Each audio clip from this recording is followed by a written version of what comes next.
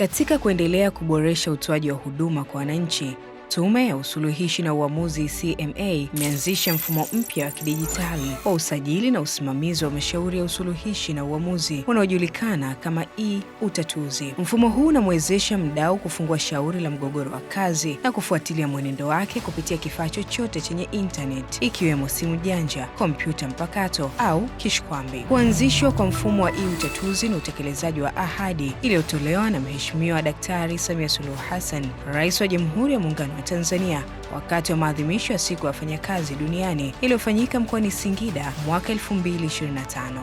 Ndugu wafanyakazi, ninafahamu kuwa kulikuwa na manung'uniko kuhusu kuchelewa kwa mashauri yaliyofika kwenye Tume ya Usuluhishi na Uamuzi.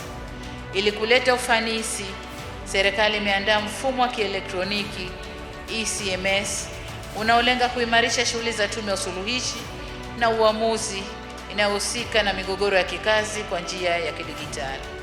Mfumo huo utarahisisha usimamizi na uendeshaji wa mashauri kwa kupunguza muda na gharama na kusaidia kutatua migogoro ya wafanyakazi kwa haraka. Mfumo wa e-Utatuzi ulianza kutumika rasmi tarehe 21 Januari ya mwaka 2026 katika hafla ya uzinduzi iliyofanyika kwa kushirikisha wadau mbalimbali, na mgeni rasmi katika hafla hiyo alikuwa ni Waziri wa Nchi, Ofisi ya Waziri Mkuu, Kazi, Ajira na Mahusiano, Mheshimiwa Deusi Sangu. Kupitia e-Utatuzi tunaenda kuyaona hayo mapinduzi makubwa.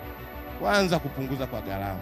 Nyinyi nyote ni mashahidi kwamba mfumo huu unaenda kupunguza gharama, na ameelezea vizuri kwa undani ni namna gani gharama itapungua. Lakini kuepuka kuwa nje ya muda, mtu yuko huko mkoani anashindwa kufikia ofisi za CMA, lakini akiwa na gadgets, akiwa na kifaa kitendea kazi, anaweza kafaili jambo lake hapo. Kupitia mfumo wa e-Utatuzi, wadau sasa wanaweza kusajili mashauri na kufuatilia mwenendo wa mashauri yao popote walipo na wakati wowote. Mfumo huu ni hatua muhimu katika kuimarisha huduma za haki na kuhakikisha wananchi wanapata huduma za utatuzi wa migogoro ya kazi kwa urahisi, haraka na kwa gharama nafuu.